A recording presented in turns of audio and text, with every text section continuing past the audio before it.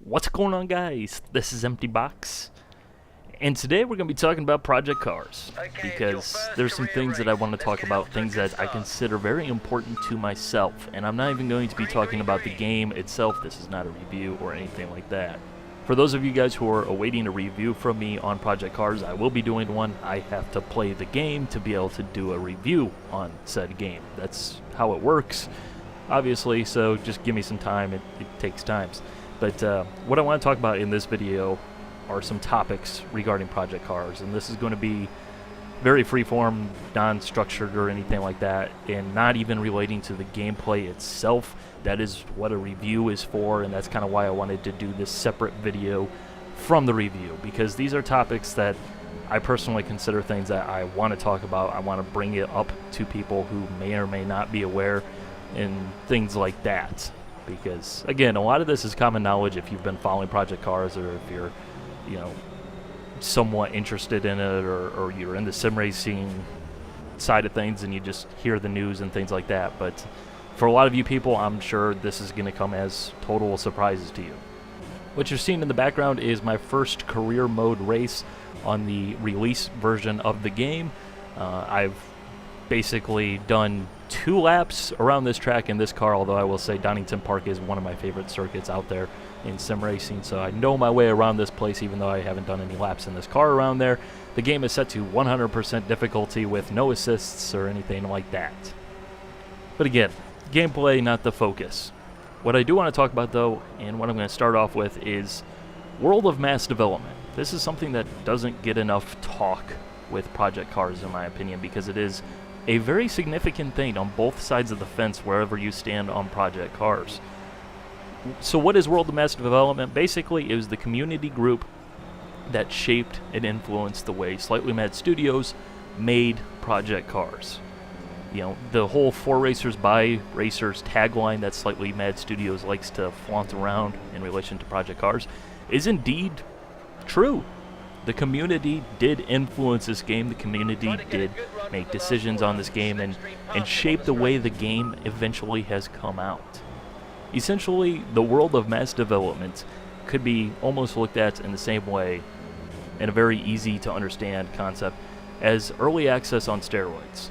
And basically, more people coming in, playing the game, focused on making the game and influencing the game and things like that, rather than typically what you get with early access, which is some very limited developer interaction with the community every now and then. Oh yeah, we're working on that, or yeah, maybe we can do that. But actual interaction, people part of the community.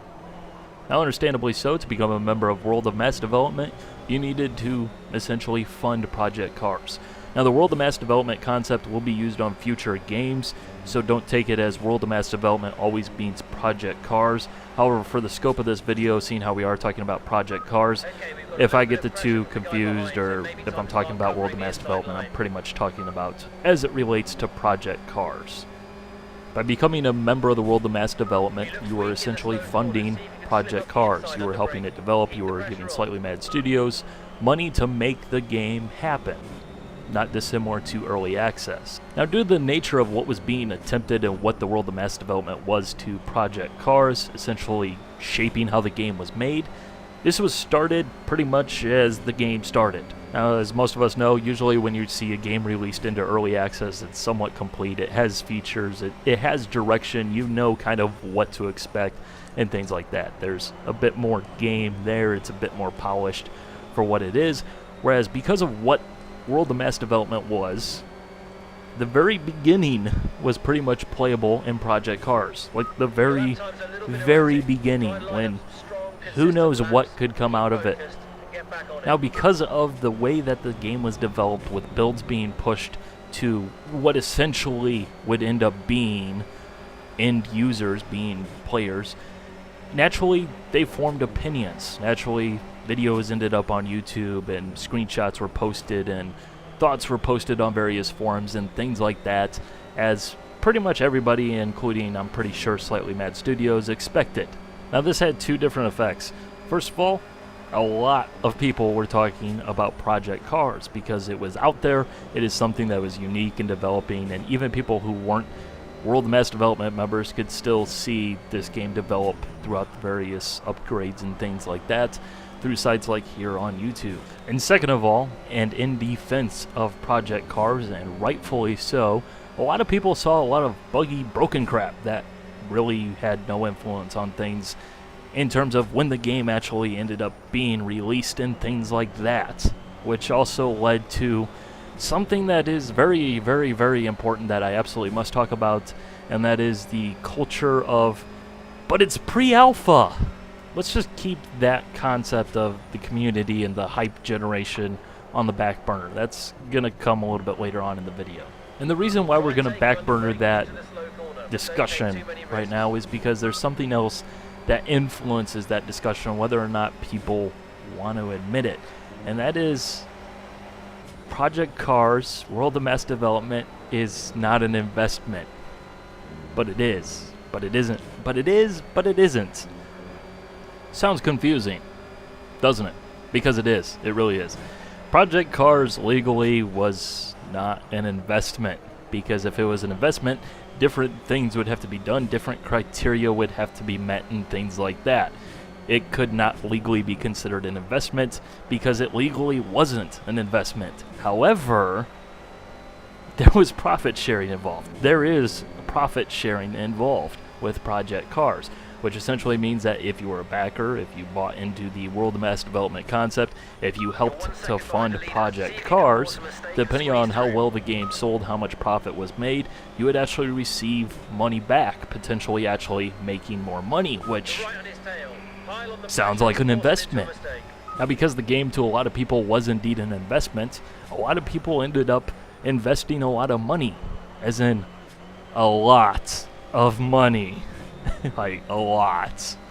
For example, there are definitely several people who have invested over $3,000 in Project Cars. Why? Because they can make more than $3,000 back. They can make money. It is indeed an investment to them. It sounds absolutely crazy when you say, yeah, you spent $3,000 on a video game, but when you say, I just invested $3,000, it sounds a whole lot different. So legally, the game wasn't technically supposed to be an investment. However, many times it was stated that it was essentially an investment, and it was told that you very well could end up making your money back and actually making more money, which is an investment. So, yeah, what was it? Well, basically what ended up happening in 2012, the whole concept was investigated by some organizations over in the United Kingdom, where Slightly Mad Studios is based, and it is basically decided that there can be no more investing, for lack of a better term, because that is what it is essentially, in Project Cars in the World of Mass Development concept as it was. Now, as part of that legal investigation, what basically ended up happening, there was no more funding coming in for Project Cars from the community side of things, as basically the legal agreement was that there would be no more funding. However, everything would be essentially honored for current members of the World of Mass Development, as well as the added fact that Slightly Mad Studios World Mass Development would have to give refunds for people who wish to back out of the project. Essentially, what the investigation was figuring out, is this legal? What's going on here? There's large amounts of money involved. You know, we got to make sure that this is legal. This is something that's new, that's unique, that's different. You know, make sure that this isn't just some sort of giant elaborate scam to make, you know, one guy rich, you know, super pyramid scheme or anything like that. And it's basically decided that no, this is essentially crowdfunding. What they're doing isn't devious or illegal in a criminal sense. It just doesn't necessarily fit within the way the laws were written, more or less. Now, because it is an investment and there are sums of money involved for every user of the World of Mass Development concept, it is within the best interests of their wallets that Project Cars is a smashing success. In the simplest terms, the more the game sells, the more people make. Now, in the interest of full disclosure, I did indeed help fund Project Cars. I purchased the second lowest level available, which was like $25 or somewhere thereabouts. Now at that level, what this game means to me, it is an investment. It isn't something that I'm looking to make money off of. In fact, I'll probably make more money off of doing Project Cars videos than I possibly could on getting returns on Project Cars from sales and potential profits. Personally, I feel like that doesn't affect my judgment level within Project Cars, but it is something that I feel that I must absolutely state, because it is, again, something that is a thing. As you can probably figure out, that means that there's a lot of vested interest within Project Cars. There's a reason why that the community wants the game to be successful beyond they just want a good game that they're going to enjoy and they're going to play. Essentially, what I'm saying is there is a lot of vested interest in the success of Project Cars, and not just the developers needing the good games so that way they can continue to make games and make future games, but players themselves, ordinary people who just really liked the game and saw that they could make some money off of it. Couple that with the more open development approach and the more visible development approach, and, well, go back to the hype and the but it's pre-alpha thing, and you get a recipe for a whole lot of hype. So people can not only see the game develop more from the outside, which creates interest in the game and watching how it evolves and things like that, even from people who aren't inside the world of mass development sphere. You also had the investment side of things. Then you also had the people who have, spent a lot of time on the forums helping this game develop, depending on which way you look at it, sculpting the game and giving opinions to Slightly Mad Studios and helping Project Cars form. There is a lot of emotional involvement for a lot of people, because it is something that to them is something that is very important for one of many different reasons, beyond even just being a good video game, and people want a good video game. And here's where I start to get more into my opinion rather than events that happened. And honestly, I can say without a shadow of a doubt, I've never seen a game where there's been such a rabid following. This game, for many of those reasons that I mentioned previously, has had a community that's just absolutely crazy. Like, as in literally foaming at the mouth crazy. The whole system was set up that it basically ends up with tons of rabid foot soldiers ready to do their bidding, more or less. And by their bidding, I mean the marketing for this game. Honestly, word of mouth, promotion and advertisement, is more powerful than ever. We live in an era where everybody has a voice that they didn't necessarily have. For example, what makes my opinion more valid than anyone else's opinion? But apparently when it comes to sim racing and racing video games in general, some people want to hear my opinion because it means something more to them, even though really my opinion means absolutely nothing different than your opinion. So because word-of-mouth advertising is so powerful, and it is cheap, literally, entirely free, more or less. I mean, I'm basically, essentially, depending on what way you want to look at it, depending on your thoughts on this video, promoting Project Cars. Slightly Mad Studios paid me nothing. In fact, I actually paid them. Think about that. That's silly. That's ingenious, is what it is. But because it's so effective these days, as well as the fact that there is so much investment within Project Cars from so many of the users, this game has been hyped up to such an incredible degree regardless, because it's in everybody's best interest if this game's absolutely fantabulously amazing and pretty much reinvents the wheel. Like, honestly, I'm pretty sure that if they could somehow figure out a way to make it sort of make sense, I'm pretty sure there would be people who would more than willingly try and say that Project Cars cures polio. And you know what? They would defend it, because it's in their best interest that this game does well. They want the game to do so well. They've played the game, they've shaped the game, they have that attachment to the game, and they generally like the game because they generally shaped the game that they wanted. It just spread. It was essentially a somewhat slower viral marketing campaign. And honestly, it's brilliant. It's fantabulous. I mean, it's genius. I mean, I have to tip my cap and say, brilliant. Absolutely brilliant. You don't have to pay for marketing. Everybody does everything for you. You get people to pay to help fund your game. It is absolutely brilliant.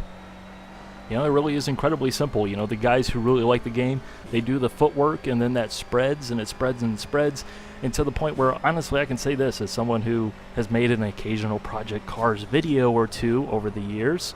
Not that many, and mind you, I have deleted a few of them because they're no longer relevant to where the game is and things like that, as well as the fact that the game's now in release, so pre-release topics and things like that aren't relevant at all.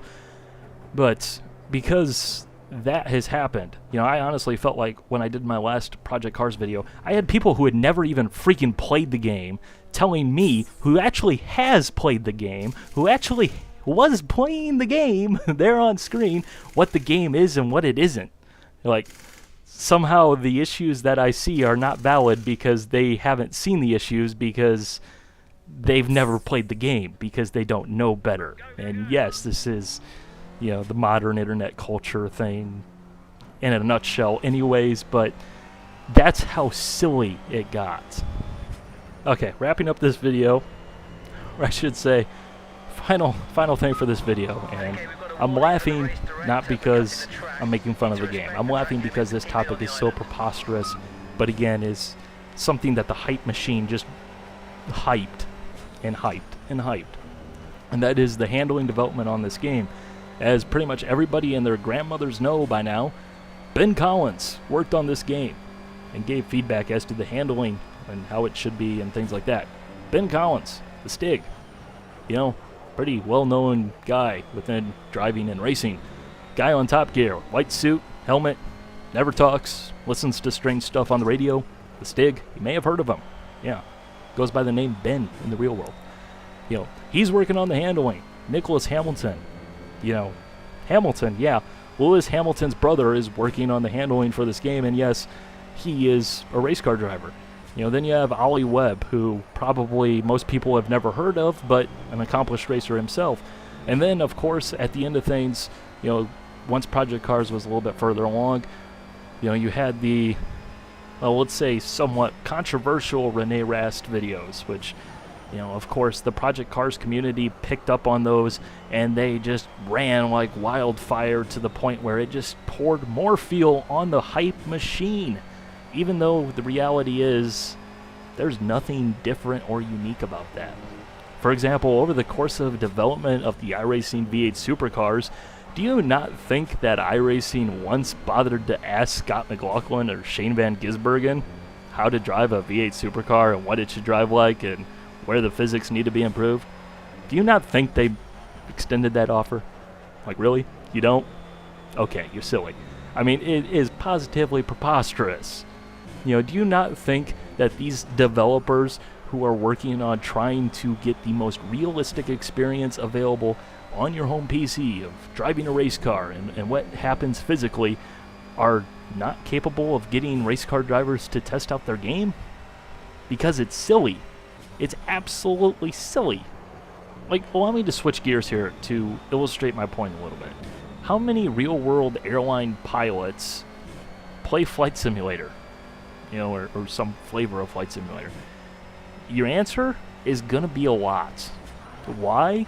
Because they enjoy flying, and they enjoy doing that. And it's a way for them to be able to do that in a way without being able to do that at that time, more or less. And you might say, that's silly, that's strange, racing is not flying and things like that, and there's differences, and there definitely are, for sure, but at the same time, why is that strange?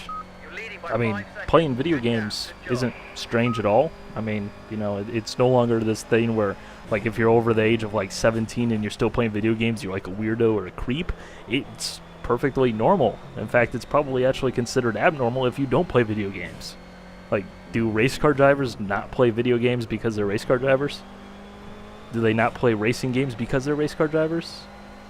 Well, if that's the case, then why do airline captains who fly for a living, why do fighter pilots who fly for a living still play flight simulators and things like that? It's just this weird double standard, and it's just so incredibly silly, and the way it gets taken sometimes by some people who don't really realize that it's not as amazing as it actually seems. It's not as impressive. It's not as out there. It's not as, groundbreaking as it seems. Just misinterpret it. Like, I know I'm going to get that guy from the Project Cars guy who's going to leave the comment. He's going to be like, this is how it's all incredibly different. You're just bashing on Project Cars. You're just saying it sucks in a roundabout way and things like that. And that's what you're doing here. But no, it really isn't. It really isn't.